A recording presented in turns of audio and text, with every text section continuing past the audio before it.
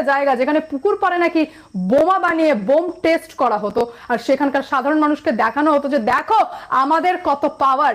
অর্থাৎ এখান থেকে এটাও প্রমাণিত হচ্ছে যে তৃণমূল কংগ্রেসের মিটিং মিছিলে সাধারণ মানুষকে নিয়ে যাওয়া হতো এই সমস্ত গ্রাম থেকে আগ্নেয়াস্ত্র আর বোমার ভয় দেখিয়ে।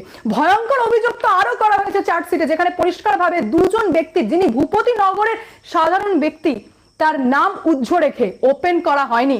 তার মধ্যে একজন কমপ্লেন করেছেন যে হ্যাঁ 2/12/2022 ভূপতি নগরে যে ভয়ঙ্কর বিস্ফোরণ হয়, সেই বিস্ফোরণে তৃণমূল কংগ্রেসেরই লোক মারা যায়।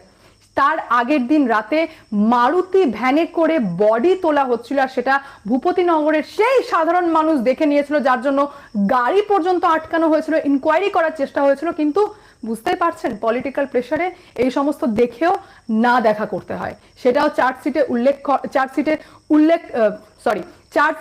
উল্লেখ করা